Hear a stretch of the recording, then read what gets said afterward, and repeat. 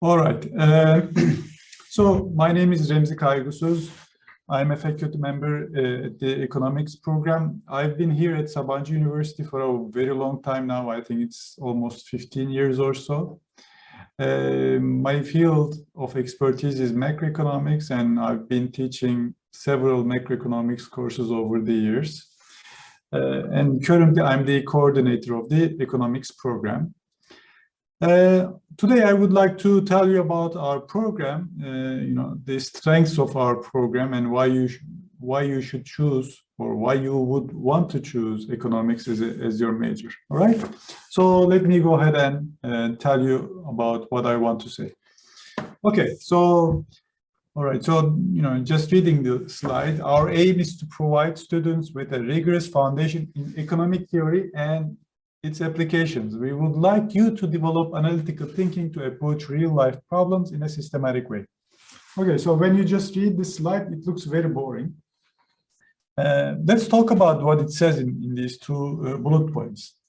All right, so in our daily lives, we solve several problems, all right? And some of them are economic problems. If you go ahead and read the textbook definition of economics, it says as follows. This, economics is the science of how scarce resources are allocated among competing users. All right, so if you think about that definition, we have scarce resources, and we have to come up with a good solution of how to allocate these resources among competing users. So in our daily lives, we solve several of such problems, right? Which university to attend to, which job to take, whom to marry, how many children to have, which country to live in, etc., etc. There are several problems that millions of people are solving every day. We solve them, right? Each of us have our own way of solving these problems. In economics, we teach you how to approach these problems in an analytical way, all right? So that you know how to think about such problems and how to come up with solutions for those problems. There are several economic problems that we solve in our daily lives. You're gonna be facing several problems, several economic problems in your future, in your professional lives, and I think it's really nice to know how to approach these problems in an analytical way, in a systematic and analytical way. Our hope over here in the program is to teach you how to approach these problems. Okay. If you decide to choose economics as your major, you're going to be taking several courses from all sorts of fields, all right?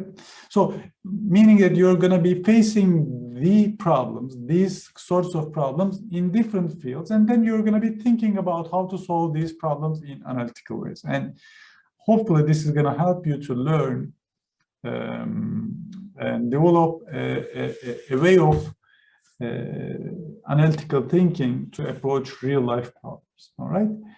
And hopefully, when you leave, we would like you to be fully equipped to have a successful career in either private sector, academia, or at some policy institutions, policy-oriented institutions. Roughly speaking, what are you going to learn? Very roughly. So in macroeconomics classes, in several macroeconomics classes, we address questions like the following: how do national economies work? How do governments decide on their fiscal and monetary policies? In our microeconomics and game theory classes, we ask questions like, how do firms and individuals make strategic decisions? And then you also take some nice classes which will endow you with some tools, all right? So how is statistical analysis done, all right? So by taking statistics and econometrics classes, you're going to be endowing you're going to be enriching your toolbox with some tools that will help you for the rest of your lives, all right? Okay, so why study economics, right? The title of the previous slide was Why Economics, all right? So I just read a paper in a very prestigious economics journal, all right? And the title reads as follows: Why will studying economics make you rich? And then continues with some technical terms, all right? So this study, just recently published in American Economic Journal, Applied Economics, basically tries to estimate the average, additional return to studying economics, all right, in terms of salaries. And, I just highlighted the important part. This is for the American students in US, all right? So it reads as follows: students who barely met the grade point average threshold to major in economics, so not so successful students, like average students, earned about $22,000 higher annual early career wages than they would have with their second choice majors. All right, so this is basically, this study is clearly showing us that there are significant returns to studying economics, at least in US. All right, and the rest reads as follows: access to the economics major shifts the students' preferences towards business finance careers, and about half of the wage return is explained by economics majors working in higher paying industries. So this basically, this article kind of argues that, scientifically shows that, studying economics opens doors for you guys to, to be workers in some higher paying industries. All right, so if that's what you want at the end, all right, in your professional lives, another reason why you may want to study economics, all right? Who are we? So in total, currently, there are 14 faculty members. We will be 15 next year. I think that we are all renowned in our own fields. Sabancı University has the best economists in Turkey, all right? We try to publish in very good journals. We try to connect with our students and have very close relationships with them. I have to turn on the light, sorry.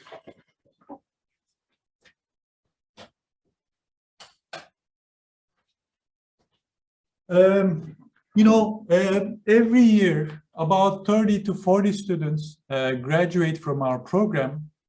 And this has some significance. We don't have a lot of students. This is something good for you guys, because we get to know you, right? We get to know who you are, how you learn, your abilities and your strengths, and this is good. After you graduate, it's good to have people who know you, all right, who can write recommendation letters for you, all right? So in our core and area elective courses, these are third year and fourth year courses, there are on average 20 to 30 students, all right? And this implies that we get to know you and you get a very high quality student-faculty interaction, all right? Okay, there is a wide range of areas that we, the faculty members, specialize in, like regional economics, law and economics, macroeconomics, labor economics, social choice, energy economics, and so on, all right? All right, let's say that you want to study economics. What is expecting you? What is awaiting you? All right, so first of all, there are 8 required courses that you should complete. You begin with microeconomics, macroeconomics, and games and strategies. In addition, you have to take probability statistics and econometrics courses. These 3 are the 2 courses that I was referring to you earlier, right? And then you have to take a mathematics course, and you have to complete a mandatory internship, summer internship. All right, so this is the 8 that you definitely have to take, all right? And then you have to take some core elective courses. So from a pool of 8 courses, you have to complete at least 4 core electives, all right? So by taking the required courses, you take the foundations, and then by taking the core electives, you start specializing in the fields that you're mostly interested in, all right? You're required to take at least 4, but you can take, of course, more than 4 courses. All right. And once you're done with, with the core electives, you're required to complete at least 6 area elective courses, and these courses come from a pool of around 30 courses or so. All right, so courses like energy and environmental economics, applied econometrics, law and economics, growth and development, etc. All right, so you, with required courses, you acquired the foundations, and then with core electives you started specializing in certain topics, and you keep on specializing on the topics that you like by taking extra area elective courses. All right.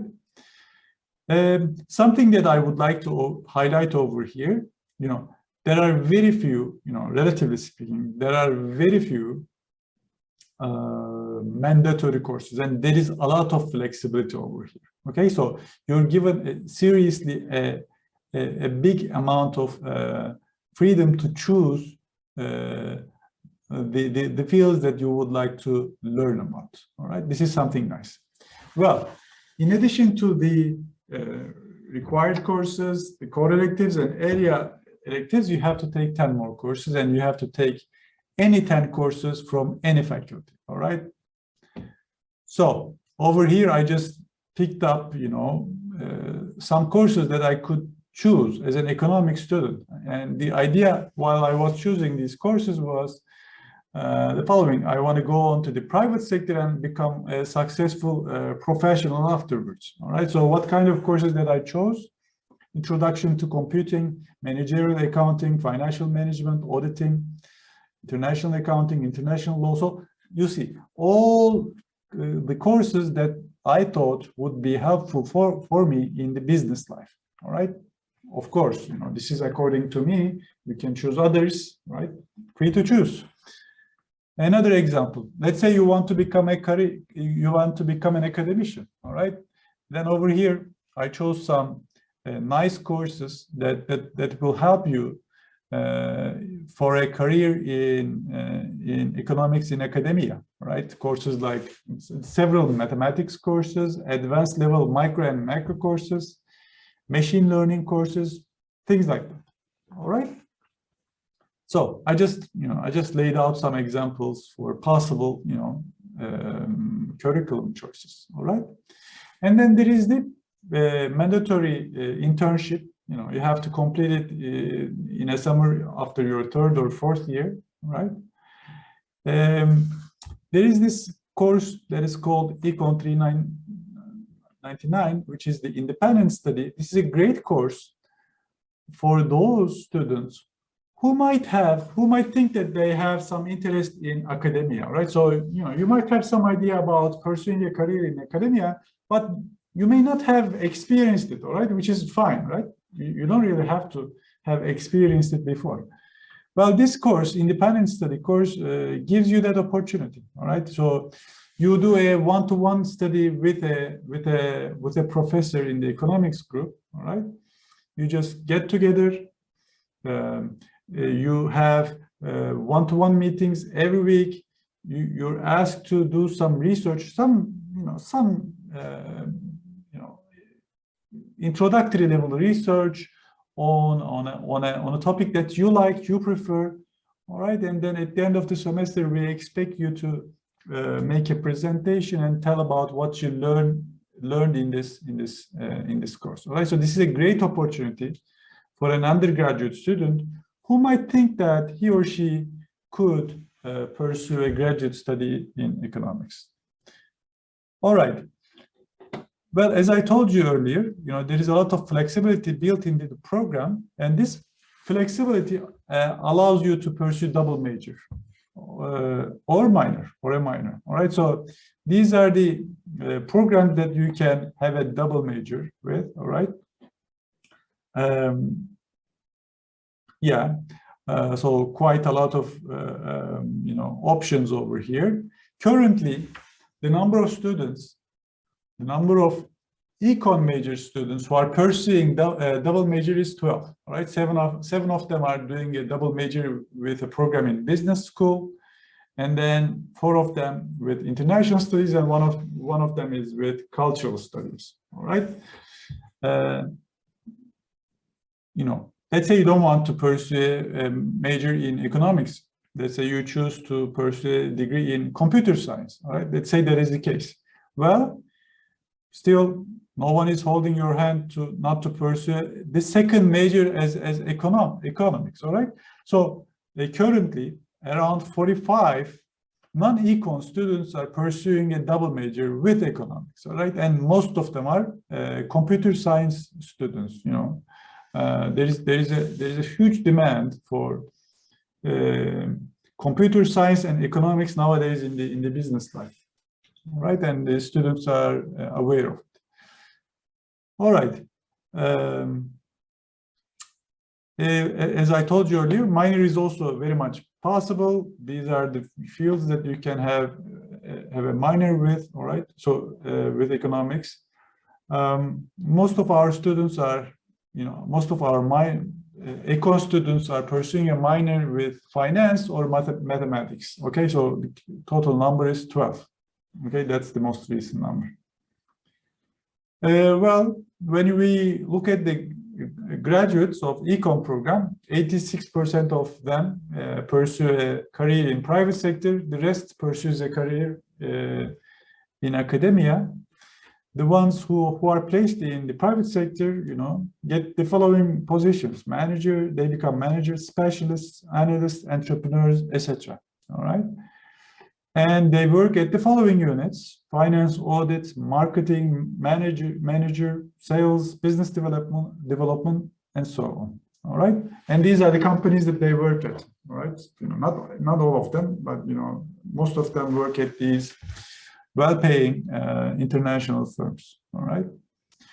And we also have several great academic placements. All right. We have students who were placed at Stanford University, Chicago, Princeton, MIT, Oxford, LSE, and so on, and many more. All right. So the best universities worldwide. All right.